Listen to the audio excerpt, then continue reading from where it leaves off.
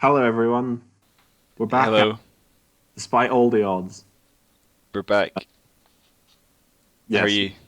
Phineas and Ferb in their new hit song. Have you watched that film yet? No, and I'm probably not going to because I never really watched Phineas and Ferb. Oh, you didn't? That's a shame. It was a I've great watched show. like 20. I've watched like 20 episodes of the TV show now that I have Disney Plus, but I feel I couldn't possibly catch up on the lore in time.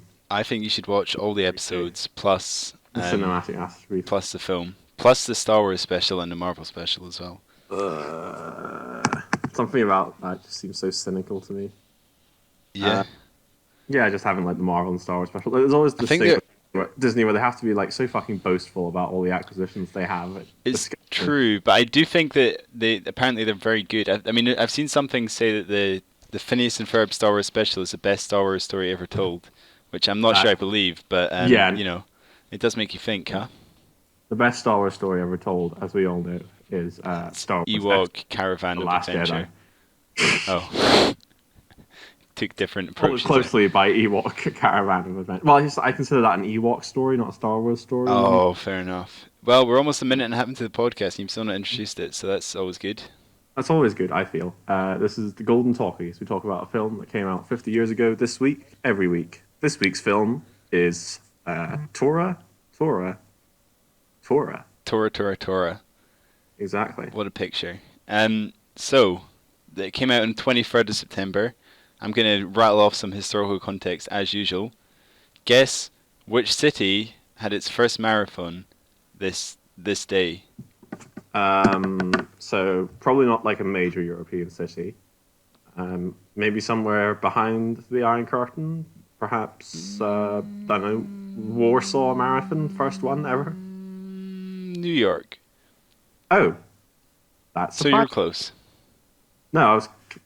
Jesus, why did not have a marathon? I guess New York's quite hard to get a marathon. I don't think marathons were so big. Huh. Were they? I really don't think they were. Honestly, just in my mind, I assume it's like cathedrals. Like every major city has to have at Has least a marathon. one, you know? At least, I mean, at least we've not watched a film about it, so we have no reason That's to true. know what marathons were like in 1970 because we've never watched any That's film that our had only anything frame to of do with it. reference. I personally know no history. I don't know that the Vietnam War exists. I only know that people were being conscripted for something, and as far as I can tell, it must have been a Second World War battle set suspiciously specifically in a jungle.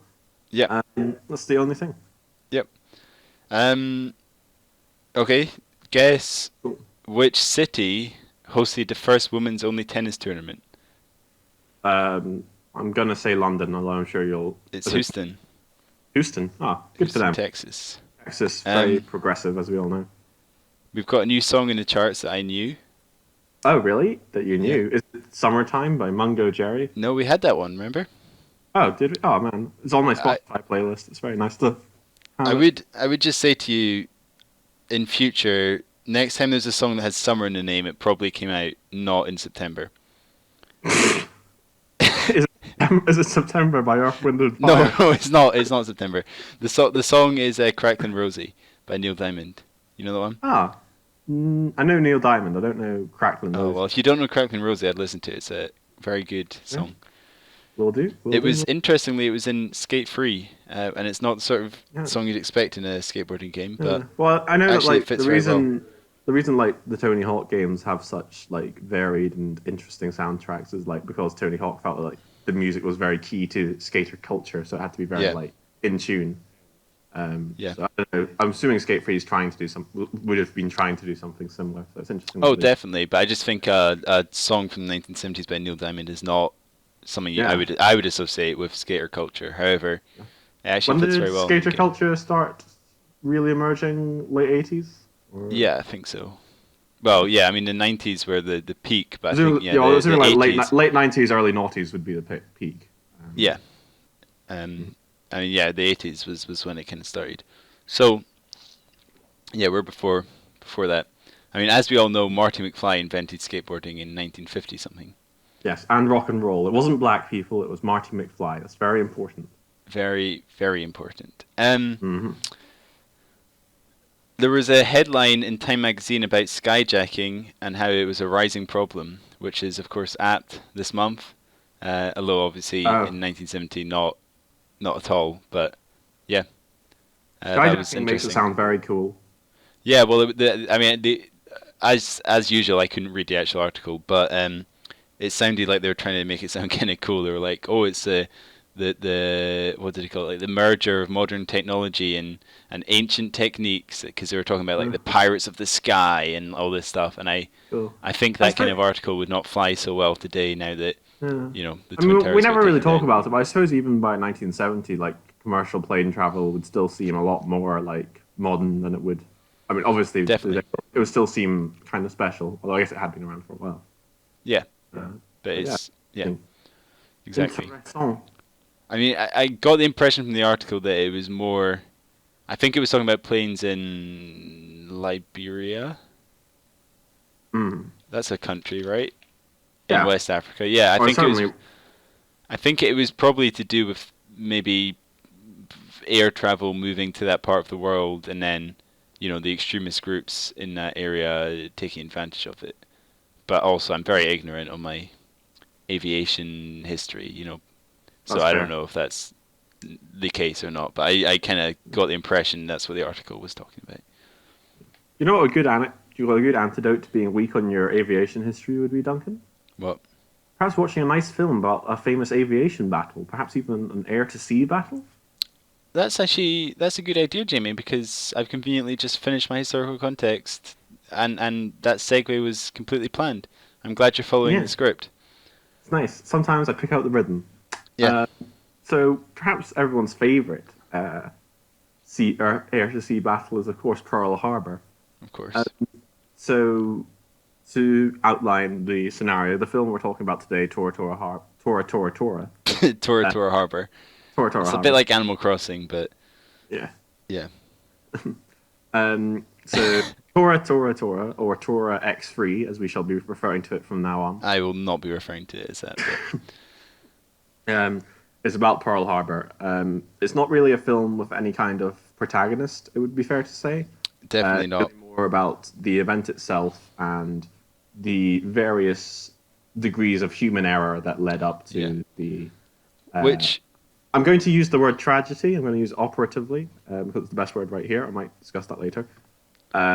And it's yeah, so very much it's a film that is very much whi- about one particular event and what led up to it. Yeah. which I have to say I like. I mean, we're going to go into it later, but if you look at a film like Pearl Harbor or something where they kind of force these protagonists and heroes in, and it's like completely random, how they fit into it. I liked how this film did not do that. Yeah. It still looked at the people involved, but it, actually looked at the people involved, and yeah, Yeah. So this film purports, at least in its opening hours, to be about historical accuracy. Although I yeah, did note that the trivia on Amazon Prime was almost entirely people talking about historical errors in it. Uh, that's cool. Yeah, it opens with a big thing saying this is all a true story. mhm. Um, Everything happened, but then I think it still had the warning that uh, any characters are fictitious and any resemblance to living or dead human beings is entirely random or whatever, which they just have on every Oh, film. yeah. There's an interesting video about that on YouTube. I Hmm. can't remember what it's called, but I'm sure if you look up like fictitious or like Hollywood fictitious warning or something, it's something to do with Rasputin's sister or something. And someone Uh, made a film about Rasputin where he was presented in a certain way, and then they like sued the company, and then they basically realized that if they put that at the start, it really doesn't matter what they say about the person as long as they've got that. But then there's also mhm. a lot of legal stuff saying that that's just not true, and there's Yeah. really no reason why they put it there because they can still get just as easily sued. So anyway, Yeah. that's an aside. But the film very much purports to be a true story, as you Yeah. said. I think the best analogy for it is that it's like if you read, if you go like to a non-fiction section on Waterstones and you pick up some historical future for the general reader, but very much trying to tell a story in a very even-handed way.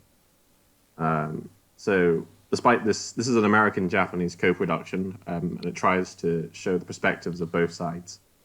Yep. How well do you feel it succeeded in that, Duncan? Um, I I would say quite well actually. Um, Hmm. I'm guessing based on the noise you just made, you disagree, but I think the fact that because I mean both sides of the film were made completely separately, essentially, Hmm. and the Japanese side had Japanese directors and a Japanese cast, and the American side had the same for America. Um, so I feel like it works quite well. I mean, obviously, in terms of historical accuracy, I don't know, but Yeah. yeah, I honestly think it does not a bad job. I feel like you find yourself knowing characters on each side and kind of Hmm. wondering how they're going to connect and stuff like that. Yeah. I will actually say that I thought the Japanese side was much more character led than the American one. Because like Yeah, the American, I you're would really agree. dealing with an assortment of figures, but Japanese is maybe like three really important characters, and you can be Yeah, and I invested in mean, I them. think the film puts a lot of effort into showing how incompetent the certain Americans were. Um, Yes. so you have a lot of characters that are trying to warn them, and then you have a lot of characters that are ignoring the warnings, and they kind of all Hmm. merge into one. I feel like that's my real problem with this film was that there were too many characters, and I know that kind of Yeah. contradicts what I just said about hating when it's just a protagonist, but I feel like they could have simplified the US side down into there's like two unlinked characters that are warning about it from separate things, and then they're going up to one that's ignoring it or something like that, and then that kind of simplifies the thing because that's what it boils down to is that there's all these warnings coming in and they're being ignored.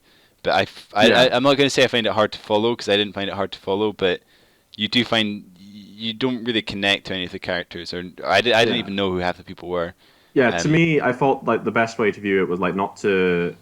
I found that I had a much better time when I sort of leaned back and stopped paying attention to like who each character was and just sort of viewed it as like a set of disconnected snapshots, as it were. exactly, yeah, Like sort of little vignettes, to use my one French film term. nice. Um, I and mean, you just I think what they did scatter quite shots. nicely is even though you couldn't tell the characters apart, they did use like locations and sets and stuff to quite clearly show who it was. So like there were there was the people up at the radar on the hill, and they Mm, were you knew that it was the two young guys and they were on the hill and they were in the radar station, and then they established that there were the guys decoding it, and you didn't need to remember who those guys were because you knew you were in that room with the decoder, and you're like, okay, so it's these guys, and then I'm talking to these guys, and then there's a guy in his office that was the Secretary of State or whatever. But yeah, I feel like the mm. specifics were kind of lost, but I don't think they were necessary. I mean, I don't think they were trying to do that Yeah. anyway. It's not a Well, I character-led think piece. yeah, as you say, like the at least for the American side, the very clear message I think of the film is that the attack on Pearl Harbor was allowed to happen due to like repeated human error. Yeah, Uh, so like just so long as you're seeing like scene after scene of like generals making bad choices or being away from the phone or like not caring, then like the yeah, message is clear, even if you're not 100% sure what each general's actual role is in the story. yeah. That's true. The I guess. Well, no, I was okay. I was going to say that I find it a bit weird that they tried so hard to establish people's names and what they did and stuff at the start. But actually, I don't think it's that weird. I Mm, think there's no harm in saying who yeah. they are. I think they know that the audience is not going to remember, but they still have it there so I that think they it can helps do to the give it historical like a accuracy thing. And that's what happened. yeah, I was about to say I think it gives it a bigger like veneer of authenticity if you like. Yeah, no, it definitely does. When you see the person, it says like Charles Johnson, Secretary of State or whatever. Then even if you don't remember that going forward, at least you've had that initial like, okay, so this is X Y Z. This actually happened, and you've got Lieutenant whatever Mm, in this room doing this. So yeah, actually, yeah, yeah, yeah, I yeah, think yeah. yeah, Um, I would say, in contrast, thematically, I would say the Japanese side sort of places the blame on like internal politics of the war.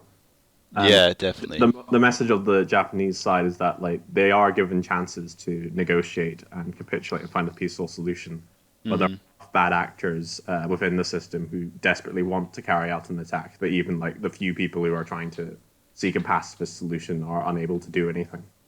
Yeah. Yeah, so that's the Um. Yeah. Although I do agree with what you said earlier. Yeah, it's easier to tell the Japanese people apart and know who Yeah. they Well, are I think the in some Japanese way. one focuses quite a lot on the actions of one particular pilot squadron leader, and very helpfully gives him a bandana. Yeah, that's true. Tell who he is, and then like one sort of admiral who's very reticent about the whole thing. So Yeah, he stands out. I would say like the big climax of the Japanese side is that admiral saying that they should retreat from Pearl Harbor rather than going back for a second attack. So I think it's also very much that admiral's story in a way, and that he yeah, gets a big emotional, not emotional, but he gets a big moment where he makes a choice, yeah, a definitive. definitely. So Um, I mean, I think going into this, you were not convinced, were you, about whether they'd show both sides? What yeah, has that feeling changed? I think for the film to work, you really do have to understand Pearl Harbor as a tragedy. And I'm not 100% sure I do, but I think that might be more because I'm British rather than because I'm not supporting the US. Because I can imagine that I don't know much about how Pearl Harbor inhabits the Japanese psyche, but I can see why they would also feel a similar way, or at least see it as a particularly sort of bleak moment in terms of violence. And obviously, in the US, it's seen as one of the biggest tragedies in their entire history. Yeah, I mean, I I think. think that is a big thing because I went to see Dunkirk Mm, with wait, was it Dunkirk or Darkest? I think it was Darkest Hour. I went to see my flatmates, and mm, they really didn't connect with it at all. And I yeah. really connected with the film, and I don't know, I'd learned so much about the history, and then seeing it on the screen, and Mm, how this happened and that happened, and seeing it portrayed on the screen so amazingly with a great cast and all this stuff had like a real impact on me. mm, But for them, they were looking at it just as a piece of cinema, and I feel yeah. like this could be the same, given that Well, I we're think. not Japanese or American. We're Mm, you know well, I think. I all I knew about Pearl Harbor, even though I've seen Pearl Harbor the film, which I don't think was very good if I remember correctly. Um, even though I've seen that, I still didn't really know what happened. So this was more like, oh, okay, so that happened. But I feel like if it's something Yeah. that you've learned about, then maybe you'd have more of a connection with the film. Yeah. Well, I think Maybe. the thing is like every country's like narrative of the war will obviously like focus on like its own sort of emotional peaks and troughs. So obviously, like in Britain, we're very focused on Dunkirk and like Yeah. D-Day. Although, like I can imagine very easily that like say a Chinese person would point out that Dunkirk's just like a retreat. Like there's nothing too special about it.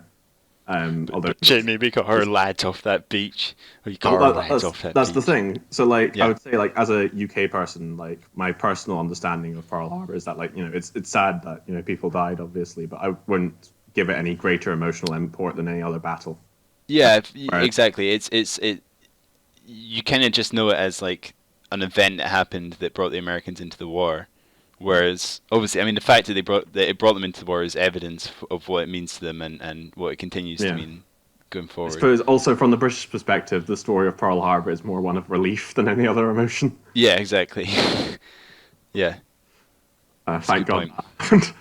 But Yeah. yeah, I am somewhat curious about the Japanese perspective on Pearl Harbor because I think the the way the country sort of the narrative of World War II for Japan is still a very like politically contentious issue today.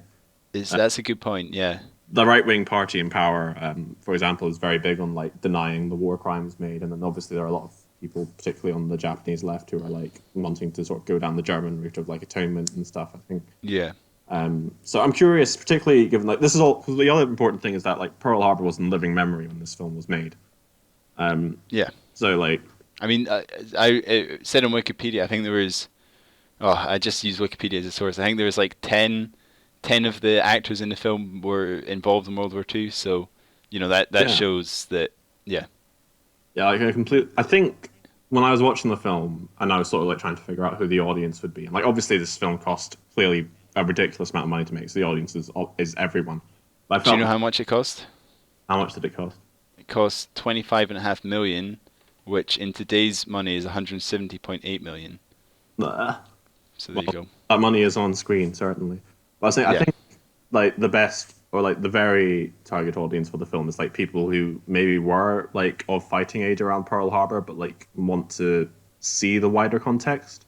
Hmm. Because I think the film, and we sort of talked about this before when we talked about how there's not really a story. Like you really do have to be interested in the event itself, and in particular seeing the causes of the event in order to enjoy the film. I think Yeah. in order for it How to work. how how was the feeling about the Japanese at this time in America? Do you know? Because I feel like, I mean, there's a whole thing about, Japan after the war Yeah. essentially not being as affected as Germany. Like you can imagine at this time in the UK with Germany, there would still be a big, kind of remembering of that. Whereas I feel like Japan kind Oh, of oh, I mean, like almost, a contemporary US viewer, how they'd like see the yeah. As Japanese. in, someone going to cinema in 1970, are they going to say, "I can't believe that they're trying to portray the Japanese like this," or are they kind of going to be interested in it? That I guess is what I'm thinking. I genuinely Like don't. people I that mean, fought in the war, or because I mean, well, the big thing about the Japanese is the whole. I mean, we talked about it in Too Late the Hero, but the whole thing about essentially the whole country being brainwashed to an even greater extent than the Nazis did. Just like the whole country, because there was the religion in place already. It was very easy to turn that religion into this like master race, world domination kind of thing. And I feel like yeah. the maybe that was quite quickly pushed Mm. aside at the end. I don't know. I think my guess is like, well, I mean, obviously, 1970s America was still very racist. Um, Yeah, without a doubt. Even now, like America hasn't. I don't think America has ever really apologized for the internment camps. Uh, Yeah, probably not. so I imagine in 1970, like, I'm sure like an erudite movie viewer would be like willing to acknowledge there was another side, but I'm sure they wouldn't be, cheering out of their seats when the Japanese planes see like the sun splashing and talk about how it's a good omen. Yeah. But I think the film works if you see the Japanese as the villains. I mean, it definitely does because I mean Whereas they I don't are think without a I doubt. don't think it would work the other way around because again that's the way it's like structured is like here's this Yeah. horrible event that happened. I mean like they sort of nod towards the fact that like the U.S. does want Japan to make the first move politically in the war, Yeah. which I think I Yeah. have heard elsewhere as well. Yeah. But there's not really much attempt to like muddy the waters, and I think that's what I was talking about when I was saying that I had not mixed, but I think I wasn't going like, oh, this is the even-handed take on the event. It really gives both sides. Uh-huh. It was like this is definitely an American film. It is one that's willing to consider what was going on in Japan. It is, yeah. But I mean, I think there is an acknowledgement of the kind of Japanese mindset at the time Yeah, that that's it it. doesn't reflect. Yeah, I don't know. Um, Interesting. yeah. What else is worth talking about in this film? What do you think of the battle scene? Oh, Um, I thought it was awesome. I really liked it, and then I thought it went on for a bit too long.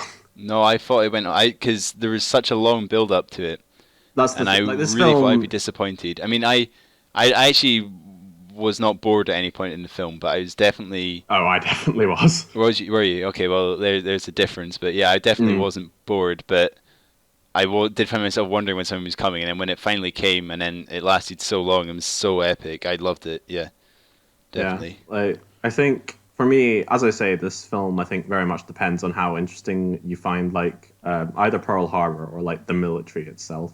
Yeah, One of the greater differences between you and me is that you're into that stuff, whereas I genuinely think that there's nothing in the world more boring than the military. yeah, I am not engaged by it at all. So I found the first 2 hours of this film almost intensely boring. I watched right. the film over 3 sessions, one of which took place at Oh, 1 a.m. really? at 3 a.m. Sorry, Wow. uh, No, but I sat down and watched it in one. I loved you it. know, you know what? The battle scene was really nice. I don't know. There's something about the way they blow up planes in these films. I guess because it's all practical effects that it just looks Yeah, nicer.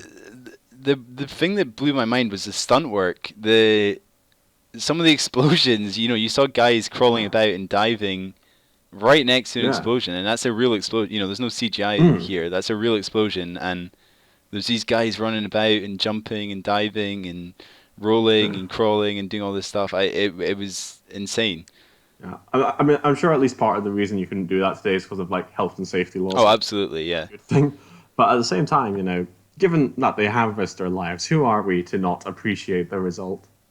Uh, exactly, exactly.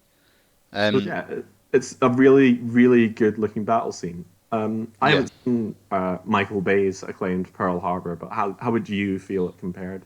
I really can't remember it that much, but Mm.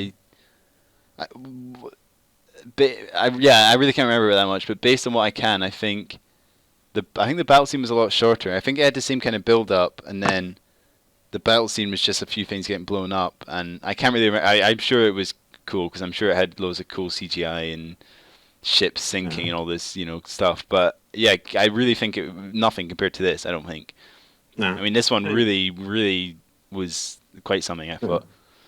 I'd say Yeah, I think the reason this film fails for me personally is that it's very emotionally dry, and that's by design.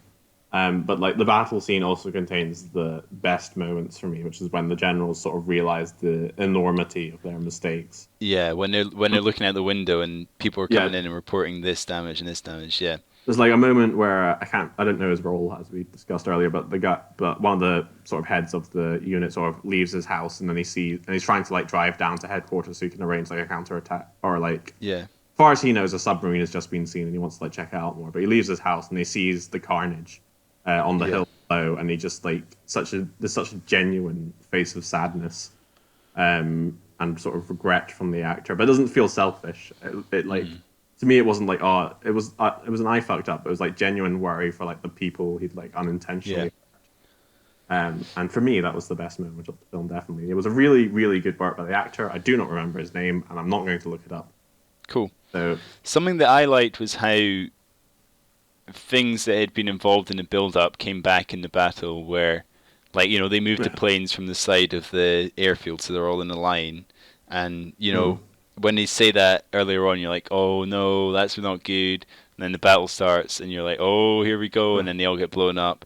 And I mean, sure, it's really predictable, and I do think that a lot of the American faults are shown to just be. I mean, there's no way that things were that stupid. I'm sure the things Yeah. happened, but I I don't think they suppose could have been as stupid as this. But these decisions like originally would like be spread out over months, and then it's just like exactly, one day they all come to roost. But in the but film, you're just seeing the bad decisions one after another. exactly in the film, it's like the guy's like, okay, we're moving the planes to the middle. Okay, we're not going to do this. All right, the radar's not got a telephone. Blah blah blah.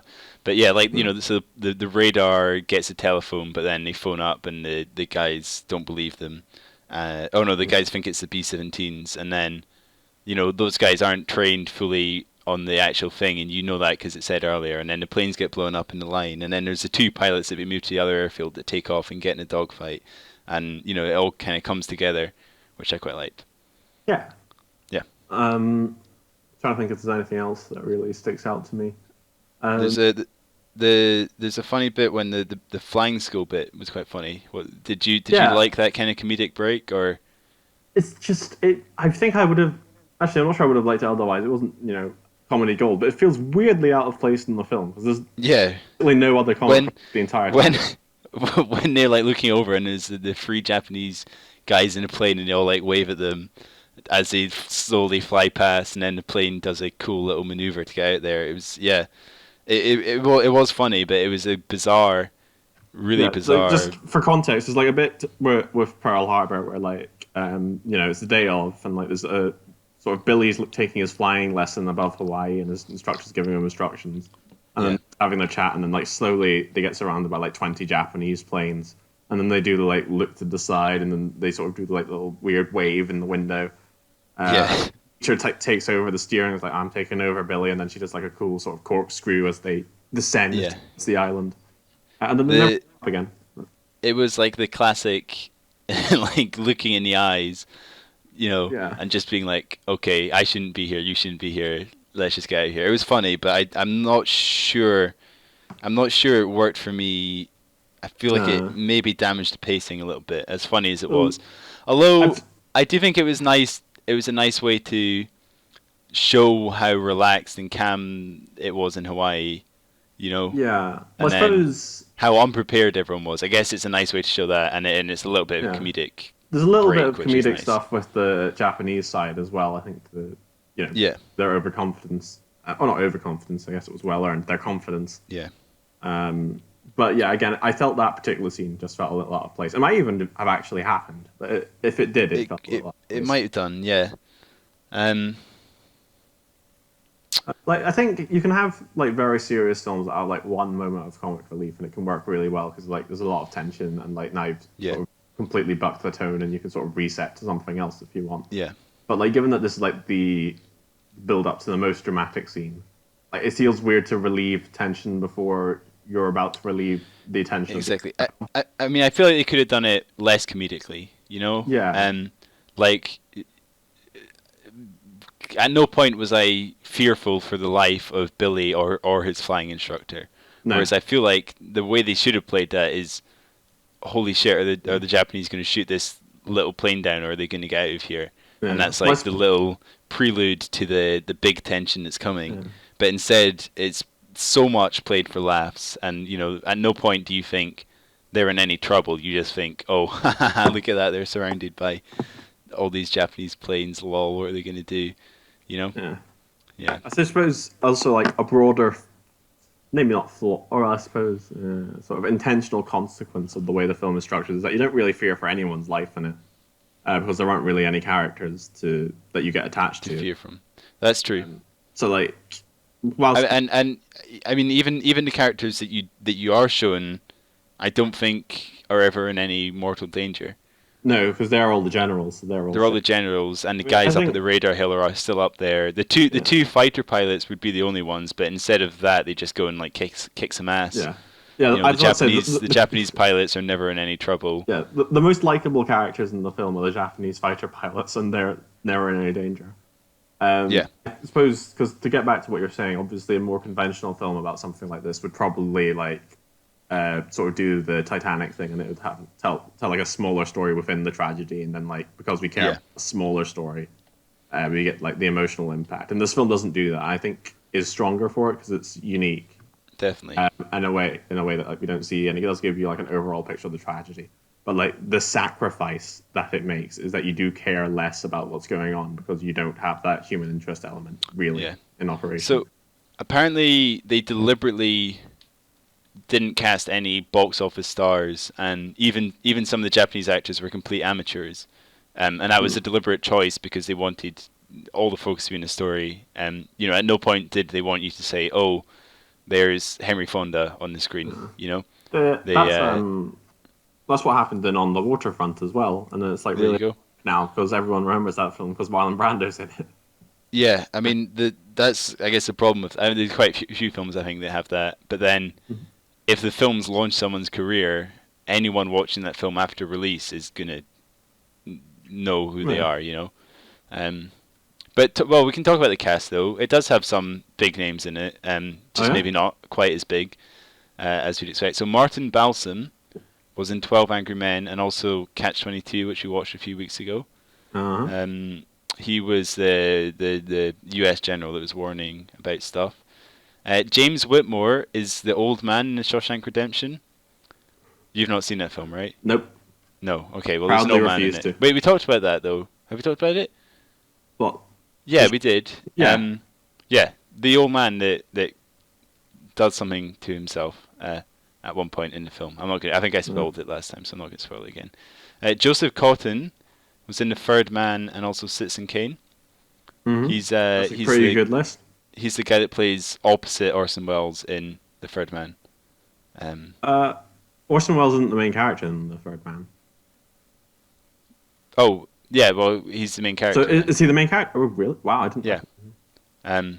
Yeah, well, that's a good point, actually. Yeah, I just said opposite Orson Welles because obviously Orson Welles is a big name from Is that a film. bigger. But Yeah. yes, he is the main character in it. I like The Um, Third Man. I am very surprised I did not recognize its protagonist. Yeah, it's a good film. Well, I can't remember who he plays in this, but I mean he's one of the US guys. And there was a guy called E.J. Marshall who is also in 12 Angry Men. There's 12 12 Angry Men. Men fucking comes up a lot on. It does come up a lot. I suppose it's because it's 12 male actors Yeah. who are generally middling kind of billing actors, and are therefore going to be in a lot of films from this period. Yeah. Although I guess 12 Angry Men's quite a bit older than this, but still. I mean, yeah. I suppose they're still in operation, aren't they? And that was the only ones I looked at. There's a huge cast. an ensemble cast. One could even Well, I mean, describe it as. that's actually like the proper like definition of ensemble in a way, isn't it? Or at least It more is. ensemble. It is. I watched another film from the ensemble cast, The Yeah. Devil All the Time, that came out on Netflix last Oh yeah. week. What'd you think?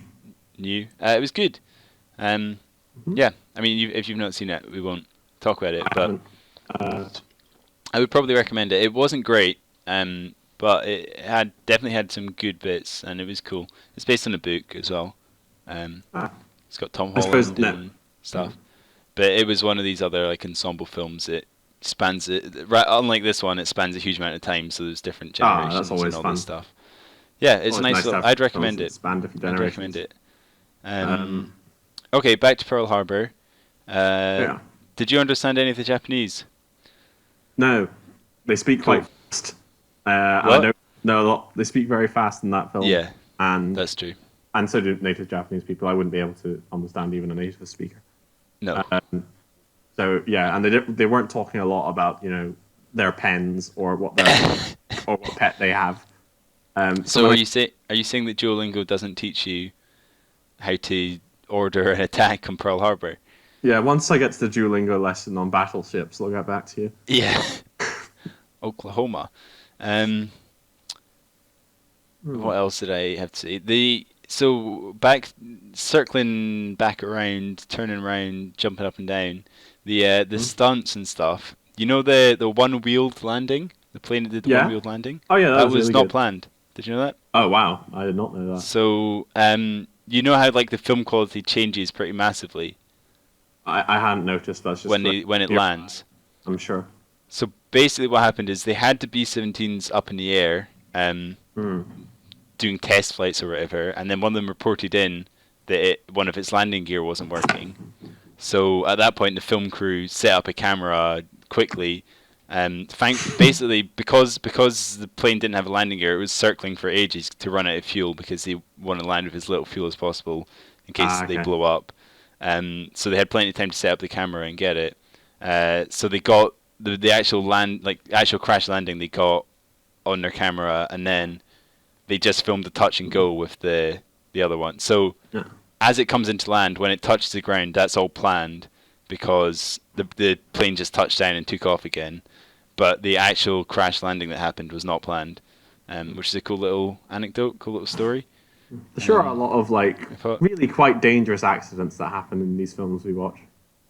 Yeah, I don't think there were any casualties of this film. But you do want. I mean, I remember Ben-Hur, I think, had one or two people dying, and Yeah. Well, like I Um, remember when we watched The Out of Towners, which is like not a oh yeah, movie. There was an accident that very clearly could have very easily killed Jack Lemmon. yeah, exactly. And there was a guy that fell at the plane in Catch-22. Yeah. Yeah, I don't think anyone died. I'll look it up now. Did anyone die in the film making? Yeah, no, I don't see it. So, yeah, no, I don't think anyone died or Cool. got injured. Marks Oh, for what's this? Even the safety. stuntmen ran for their lives. What's this about? Uh, oh, this is about. Oh, I can't read it because I don't have a fucking subscription to the Telegraph. I assume. Okay, never I mind. don't. Ignore me. It was about It would- stuntmen in it. It would be very interesting if I had a subscription to the Telegraph. Yeah. what you playing at, man? So I get emails from them every week because I think I must have subscribed to them briefly to like look at an article for an essay. like a free trial kind of thing. Yeah. So I mean, get I emails. think it would be a good newspaper to subscribe to, but It's such weird bile. Like they talk about like the culture wars and like cultural Marxism now, and like I just can't take any of that seriously. cool. It's too much. Anyway, I don't think anyone died, but I'm surprised because there are some huge explosions and some huge stunts and all that kind of stuff. What did you think about the kamikaze bit? Kamikaze bit. Yeah, there's a bit where one of the Japanese planes gets shot and is smoking, and then you see the pilot decide to crash it into the shed, Oh, which yeah, I assume yeah. is supposed to be a sort of prelude to Kamikaze. Is that true? Do you know if that's true? That I don't know if that's true. It sounds somewhat unlikely, but Oh, very much so. Yeah. I suppose because it's. I mean, they'd be a prisoner of war, which wouldn't be nice. I don't know. That's my So enlightened opinion on what you do in a plane. the first kamikaze attack was October 25th, 1944, but I assume it's entirely possible that, I mean, someone could have deliberately crashed it in. I suppose if your plane's going down and there's nothing you can do, maybe it's like a natural, not natural, but it's like obviously an idea that people would have had. Exactly, and with the Japanese. Oh yeah, so apparently before the formation of kamikaze units, pilots had made deliberate crashes as a last resort when their planes had suffered severe damage and they did not want to risk being captured, or wanted to do as much damage to the enemy as possible. Um, yeah, so I suppose this particular one, you know, didn't necessarily happen, but it did happen before, and I think that, I mean, there's a whole Japanese thing, isn't there, about honorable death and all this kind of thing, which I think like that gets exaggerated a lot. I think in oh, I mean, it definitely does, but I'm talking more about World War Two oh, specifically. I suppose yeah. When well, the fact that the kamikaze units even existed is kind of proof of that, and then Yeah. there's this whole idea of the master race and Japan being the best and honorable dying. I mean, all countries in war generally have an idea that it's honorable to die for your country, but I do feel like Japan had a particular um, sort of, I don't know how to describe it, had a particular push for it or idea around it or whatever. Maybe. Yeah. That's fair. Yeah. Yeah. Anything else you want to say? Oh, I'm sure I do. Let me look at my. It was nominated for 5 Oscars and it won Best Yes. Special Effects. This was a very big Oscar pick. I think this might have won the most of the films that year. I might be wrong. It only It won was, one Oscar. oh, did it? Okay, that is completely wrong. Yeah. The 19th. But certainly, because this pattern, Five Easy Pieces, I think for like the name Yeah. you see like come up again and again and again when you're looking at the Oscars So that year. so basically the last few weeks we've Oh, and really Mash, obviously, yeah. yeah. I suppose like this is. I mean, it wouldn't have been as crystallized then, but this is Oscar season in terms of like the release windows. Yeah, Although obviously we cheated with Patton. we did. Yeah, so it was nominated for special effects, art, cinematography, editing and sound, and it won special effects. So Yeah. I think that's deserved. I mean, I've not That's I've not good seen the other special nominees effects. necessarily, but they were pretty For extraordinary. special effects, let's see what got nominated. Is there anything we saw? Have a look. Let's Have a put wee look-see. foreign language, cinematography. The only other one is Patton, for some reason. Oh, there was only 2 nominees. Yeah, Tora and Patton. Interesting. Yeah, Okay, well, I mean, this obviously deserves it. oh yeah, way better, Over Patton. way more than Patton. Not to Yeah. diss Patton special effects, but it's not really in the same league. Not much, no. Did it win anything else? Patton. I'm sure this is very interesting listening to me murmur. I'm sure. I'm just gonna let you. Yeah, didn't win anything else. Patton really did sweep, huh? It did, yeah. Do you know who directed this, Jamie? I did not pay attention to that. No, who did? Okay, so the American director was Richard Fleischer, Okay, who made heard of him. Soylent Green. Have you seen that? Ah, I've heard of Soylent Green. I No, haven't we talked about it before. yeah, not on Good here. film. As people. Not on here. No, maybe not. It's a good film. He made 20,000 Leagues Under the Sea, which I've not seen. Ah, that's a very well. It's a famous book, but making. And he also made a little film called Doctor Dolittle, or as you would say, Doctor Dolittle. yes, the However, correct pronunciation. not the Eddie Murphy one, the 1967 musical. Oh, that's the one that lost all that money. What? That's the one that lost like a ton. It's like at the time the biggest financial failure in the history of cinema. Oh, really? Well, there you go.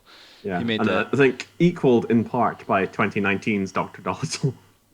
Oh, Jimmy, just say it right. No, I refuse. So for context, we we at school we were in the quiz team, and we Jamie got asked the question. What was the question? Do you remember it? It's like, what's the film with like Eddie Murphy talking to charming animals or something like that? Yeah. And Jamie answered, and then was like, Doctor Dolittle, and then everyone burst out laughing, and it was just a great time. It's just And then it's the way it's meant to be. It was a book originally, so you can't prove that I'm wrong. your excuse was that you'd never seen it, so you had no idea how to Yeah. say it, even though it's I've never clearly seen it made up written. of 2 words. Anyway, that's just a little. That's just a little little insight into our lives. Do you know who directed the Japanese bit?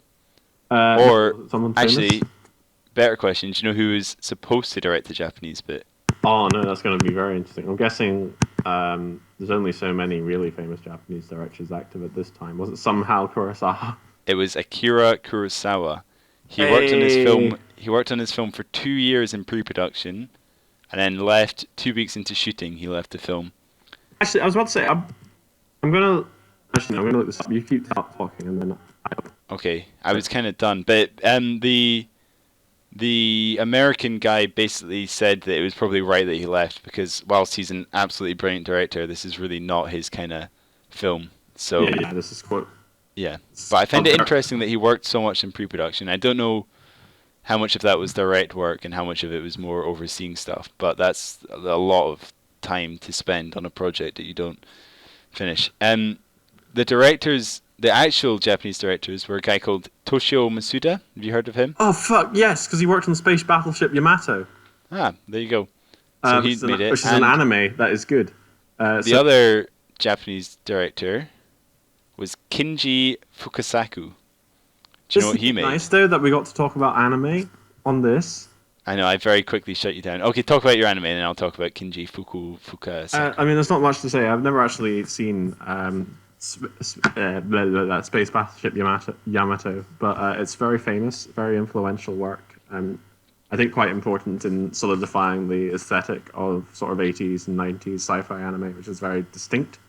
Well, I'm very impressed that he worked on this, and also that he did so after working on live action films, which I'm surprised because when you ask a lot of animation directors why they got into their line of work, they will either tell you it's because they love animation or because they couldn't hack it as a live action director. well, there you go. This guy made this one. And the other guy was Kinji Fukasaku, whose name I said properly the first time, and now you seem to have completely lost it. He directed Battle Royale and Battle Royale 2 Requiem. The best, well, I mean, the only Japanese film so many of us have seen. Although not. That's not true, but But I think the most popular live action Japanese film ever is yeah. probably Battle And I mean, Royale. I would say it's well deserved. It's a really good film. It's a good film. You've not seen the second one, right? We've talked about this before. No, I've only seen the first one. Right, yeah, the second one not so good. But I think it's worth a watch just because it's so bad. Sorry, I might need to pause this and be back in a sec. Sorry. Oh, okay. We're back. Jamie Yes. has just had a takeaway delivered mid-podcast. Yes, Would you believe it? It was very, very good conduct of me. Yeah. What takeaway have you talking- got? Is it Japanese? I got it's curry, delicious Indian curry. Oh, that's not Japanese. It's not Japanese. What were you saying? Yeah, we're talking about Battle Royale, right? Battle Royale. Yes, We've talked about it good- before, so I'm not going to go on about it. But it's a good film, Okay. and it's It's a very good film. interesting that the director of this also made Battle Royale and Battle Royale Yeah. 2. A much better film, and also one which is more interestingly directed. I guess. Think so? I mean, yeah, I wouldn't say this film was visually remarkable. I guess the Japanese segments only take up like a fifth of it, so it's hard to You get as much of mean an. in terms of cinematography and stuff? Yeah, I feel like it's I mean, not bad, but yeah, there's nothing where you're like, whoa, look at that. Yeah, I agree. Oh, what was I going to say? I had something to say, and now I'm looking at my notes and I've lost it. Oh, so the new Japanese commander went to Harvard, which I find quite interesting because it's not really something you think about so much in 1940 something. yeah. People having gone abroad to study, especially Japan to America. So I find it interesting. That is interesting. Did you find it interesting? Yeah. I wonder if it informed his performance. I'm sure it didn't. No, wait, what? What do you mean? I'm just kidding. Oh, I have no clue. okay, Uh, cool. yeah. Um, Anything else leap out at you? the scene where they all take off the carrier was very dark and hard to see anything. And I think that was That is deliberate true. so that you could see the rising sun in the background, and that kind of set up Yeah. the oh look, it's a rising sun. But Yeah. I mean, the rising sun thing was like a big, what we in the business call a symbol. I yeah, don't know if definitely. your fancy film degree have ever covered that. Yeah, but I do feel like they could have not had it quite so dark because you really just couldn't see anything for a good 5 minutes as all the planes took off, which Yeah. was yeah. Um, there's another bit which I refuse to believe happened where once the attack is started, the attack starts as the Americans are raising the flag, and once it started, Mm. they wait for the national anthem to finish until they all go to their battle stations, and there's the band like rushes the song to Oh. finish, and I refuse to believe that happened. I mean, I know Americans are insane about flags and Yeah. national anthems and stuff, but there's no way that when you're getting bombed, you're standing there waiting, right? I mean, this is the cultiest time in American history, really. So, if there was ever a time when they were going to like not not kneel at any point during the national anthem, you can't do it in an NFL game. You can't do it when you're being bombed. Those are the rules. It's true. This is the one. It's true. Um, And like, if there's anything which is like truly the Americans would be that fanatically patriotic, then like the answer will often be that's yeah. that. This is true. This is true. Um, man, yeah, I don't think I have really anything else about the film, necessarily, other than to say I really, really liked it. Um, I shall we move on to final ratings if we're talking yeah, about I think overall? so. I think. I mean, we. I, It's not like I it's think not we're like going we're to have. strictly structured. We can always go back if one of us thinks of something. But yeah, let's go on. So, to be controversial, I know to you, I had a thought, about what our rating system means today. I really dug down deep because my overall opinion on the film is that I don't like it. Yeah. But I acknowledge that there are other people in the world who would like it a lot more because they're interested in military or interested in Pearl Harbor. So, if you're like me and you don't give a shit, then I would rate it a don't watch. If you're someone who has an interest in these things, then I would say, trying to look at it as another person would, I would rate it a watch. Overall, I think it averages out to a watch if it's on. That's going to be my final rating. My rating is buy it. That's very high. I like it. Yeah, I really liked it. Did it really strike with you? I wouldn't say necessarily more than anything else. I mean, I'm not saying buy the Criterion Collection here, but I'm just saying Mm. I thought it was really good. The action scenes were really good. From what I can remember about the film Pearl Harbor, this is a lot better than that, and it came out a long time before it. Yeah, Yeah. I think it's good. Another film I watched about Pearl Harbor was one called The Final Countdown from 1980. Oh yeah.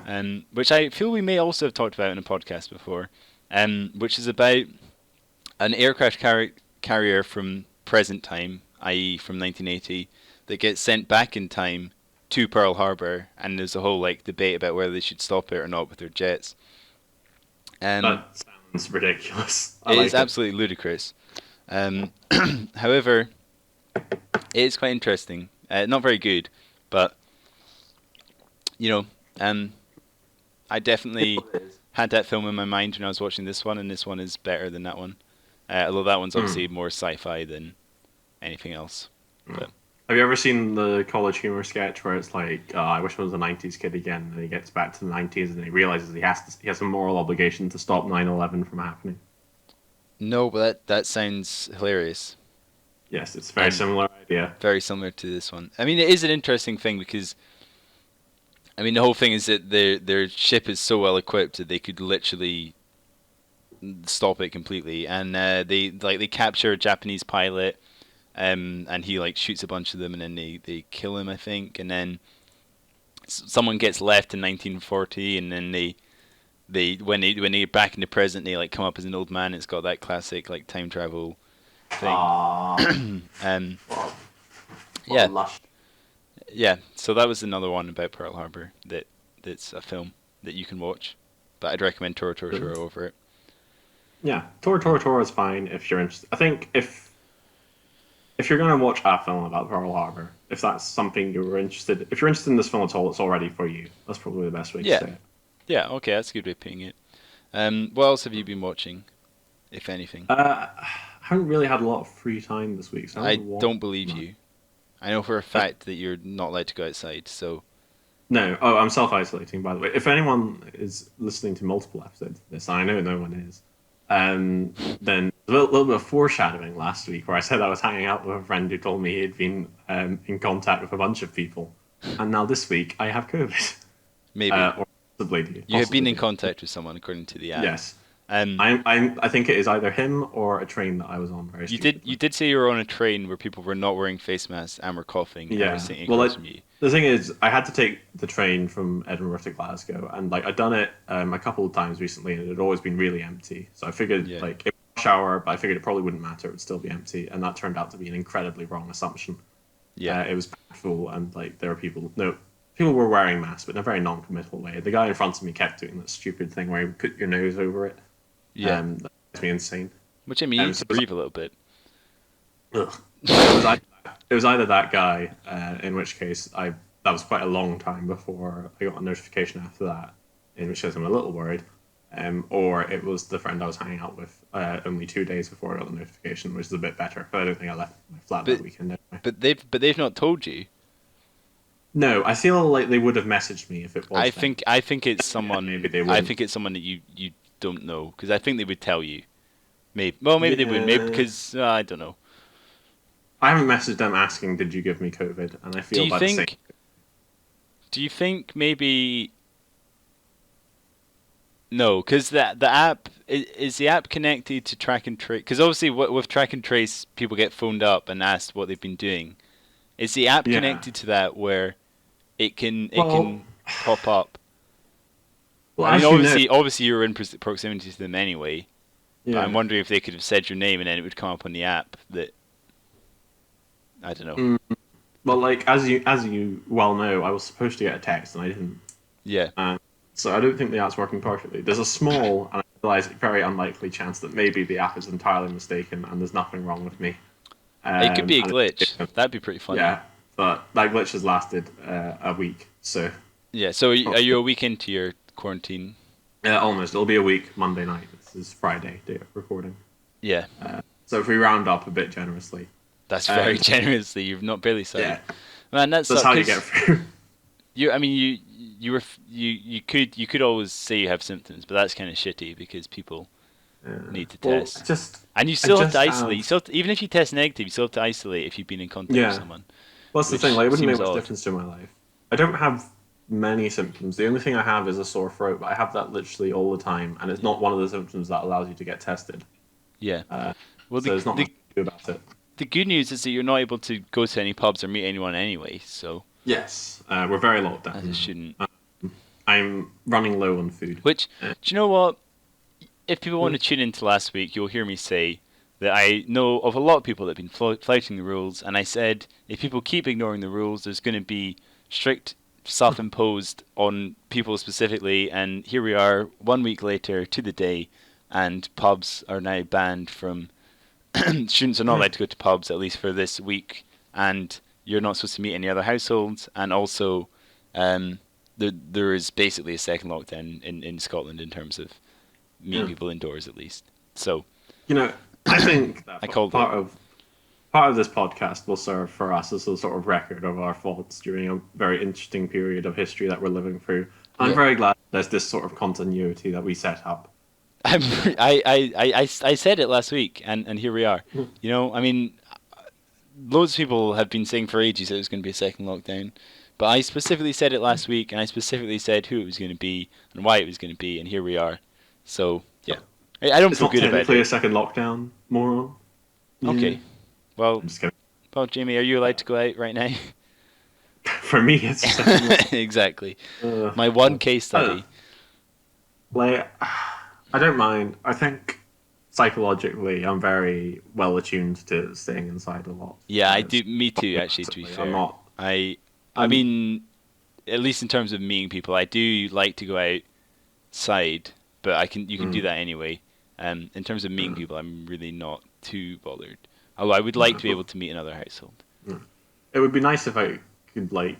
I can't really because of like what I'm doing right now, where I'm having to self isolate from my flatmates as well. I can't really hang out with them either, You can you not which is you can annoying. though in the same room. You just have to sit apart. Yeah, technically, but like I'm supposed to avoid them wherever possible, and Yeah. like if Okay. give them something because they don't have to self isolate, and if I gave them something, then they would, and I just Yeah, wouldn't that's give true. it. So I'm kind of stuck. Yeah, I'm more thinking of it from a like travel quarantine perspective, where it's kind of Mm, you the person probably doesn't have it, so I mm, still follow the rules, but you don't have to necessarily be locked in a room. You can open the window and sit in separate sofas and stuff. But you've come yeah, into contact with someone, so it's kind of more yeah. yeah I'm obviously in a very different situation for you yeah in that I am a liability at least for now. yeah Um, but only 10. .10 days something like that. And free 6 p.m. on Monday night is when it'll be 2 weeks. Next 1 Monday, week. not this, Yeah, obviously. Uh, that'll be when I've had my anniversary of the contact match. nice. Um, And then you'll go out and immediately bump yeah, into I'd someone. say Yeah, that it would be nice to be immune. Although I that's don't know. true. Well, Um, like they talk about like the post-COVID syndrome and stuff, and like it seems like the long-term damage would be quite bad. Which I keep yeah, forgetting because like it really is best not to get it at all, this is even if it. true. It's something that people don't talk about, but apparently it is bad. Mm. The lasting impact. So you've not watched anything, is what you're saying?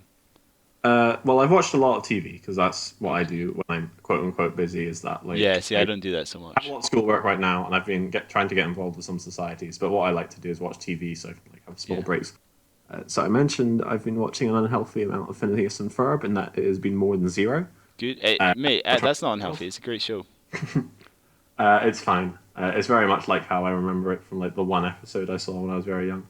Good. Um, You mean very good? Fine. It's very self-aware sense of humor, and I think it's not its fault because there's been like a decade in between where everything's been doing that, but it does Yeah. break on me. Okay. And then I've been watching a lot of the rebooted DuckTales, Right. which is pretty fun. If you like, it's not as good as Gravity Falls, but it's clearly going for the same vein. Right. It's pretty fun.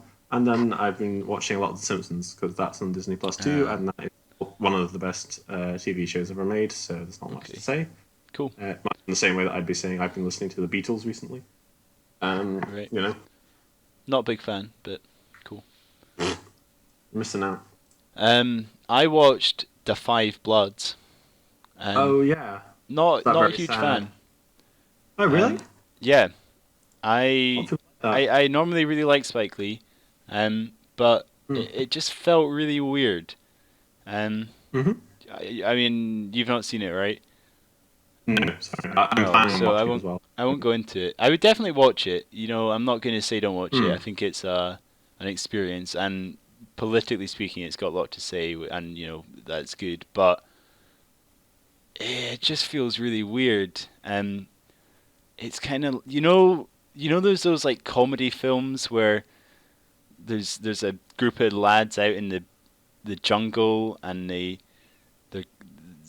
super extreme stuff keeps happening to them. Yeah. It feels like that, and that's just not what I expected at all. Um, I really Ah, thought it sorry. was going to be this like deep look at dealing with Vietnam and linking that to race relations and all this kind of stuff. And there was a lot of that, Hmm. but it's intertwined with these really weirdly kind of comic and extreme action sequences and like random characters and like a bunch of Vietnamese caricatures and yeah, it was weird and it really didn't feel like I had much to say. I feel like Spike Lee generally is quite good at bringing something new to the table, and this one really felt like it was just like a cliche after cliche after cliche. And obviously, a lot of the stuff is cliches because it's still a big problem and something needs to be addressed. But there were some bits where it was kind of like I wanted something more and I wanted something to be said, and instead it was just like some cliche about the war or about this or about that. So yeah, Hmm. I was a bit disappointed with it. Ah, It's a shame. Yeah, Like I said, I haven't seen it, but it's always sad when you see missed potential. it is because like Black Klansman is really good, and Yeah. Do the Well, I Right Thing suppose is really to be good. very, very, very cynical, Spike Lee's career had been like in something of a dip, at least critically. Haven't seen much of the films until Black Klansman. Hmm. Um, Well, Old Boy is like, of course the one that he really fucked up, yeah. which Well, to be fair, I've got on my watch list to watch, yeah, but the original one's so good, and apparently his one's just rubbish. So I feel like yeah, from what I've seen, seems like a project that was like kind of forced on him, and that like he was just sort of doing okay, it for the paycheck. yeah, Um, probably. so I mean, I I can still want to imagine watch not it being to particularly passionate. see what he does with it and what happens, but I have heard it's not very good. Yeah. And directors can't have well, they can have all great films, but it's not right to expect every single film that a director comes out with to be great. But Yeah. Well, it's also it is like a bit disappointing when someone like Spike Lee comes out with something that's not amazing. I mean, at the end of the day, their job is to make films that the studios want them to. Mm. Like, obviously, there's nothing necessarily wrong with a director like occasionally taking a project that isn't going to change the world. just Exactly, 'cause but the thing with the that's what thing they've been with asked to. the thing with the Five Bloods is it is supposed to be that. Well, yeah, I was about to say, because I think Netflix's strategy, at least with a lot of these films, like with The Irishman and stuff, is to like give a well-known director a blank check and then like you bang. Exactly. I'm thinking of ending things is very similar. I think. Which is why it's a bit disappointing when it something like Old Boy I can kind of say okay, so it was a big film in Korea, some US studio wanted to convert that, Spike Lee needed the money at the time, blah blah, blah. But with the Five Bloods, sure, I don't know the details behind it, but what you said sounds like it's probably about right, and it feels like he didn't hit the mark with it. But Yeah. yeah, I suppose like the risk with Netflix's approach, and from what you're saying, this doesn't seem the problem with the Five Bloods. But I think from what a lot of people have been saying, it's maybe the problem with I'm thinking of ending things is that if you give creators a blank check, the risk is that they will become incredibly self-indulgent. yeah. I Rather mean, than, this film is really, really Spike Lee. Like you can tell yeah, for sure, but not in a good way. I don't think. yeah. Yeah, Well, I suppose I don't want to like speak out like in favor of like limiting artists artistic freedom, but like they do say that like the best ideas come from restrictions. I suppose. exactly. And having someone there to say no, that doesn't work. Whereas Yeah. I can definitely see it being like, oh yeah, yeah, Mr. Lee, we'll do that. Yeah, yeah, that's a good idea, Mr. Lee. Let's do that. Let's try this, Mr. Lee. You need, Yeah. yeah. Right. And yeah, I watched The Devil All the Time, which I talked about already. I watched The Gentleman as well. That was kind of good. The Guy Ritchie film. Yeah. Yeah, I've seen that. It's pretty good. Mhm. It's very Pretty much good. a Guy Ritchie film. Yeah. I think it's the only one of his I've actually seen, but In that case, even I'm with sure. that, I could tell that it was a Guy Ritchie film very much. Yeah. Yeah, it's just sort of it's very much it's another one of these. I think Yeah. is the nicest way to put it. And if you like Yeah. it, that's good for you. But Keep yeah, doing it was that. pretty good. It was a pretty nice little film. Yeah. I watched the first episode of Afterlife today. It's alright. I alright. didn't like it. I don't know, I think How- just because like How much my- have you watched of it? only one episode. Yeah, same. I mean, my I think opinion I think I'll watch some more, but I don't know. I mean, it's I just a think start. my opinion of Ricky Gervais is like so soured. Like over the years, I think I can't really enjoy anything he's in. Really. Oh, I quite like him, but I really like The Office. yeah, The UK one, obviously. So like I think I like that. My going theory is that because I've liked everything that Ricky Gervais and Stephen Merchant worked on together, and I've disliked everything Ricky Gervais did by himself, is that I'm actually just a fan of Stephen Merchant. yeah. Or I mean, Um, it could be the combination, but Yeah. I mean, it does sound like that's probably more likely. But I feel like a lot of Gervais's career has been out of exploiting people who are funnier than him. Either True. Merchant or Pilkington. yeah, Um, I mean, I think so- he probably would admit that in some cases. Yeah. Maybe actually, he doesn't seem like the sort of guy that would, but No. it seemed alright. I mean, I need to watch more of it. Yeah, Right. Right. We're good to go because I'm very hungry. yeah. You go eat your thing. I need to have dinner as well. Cool. Enjoy your Indian. All right, bye. Have fun, everyone.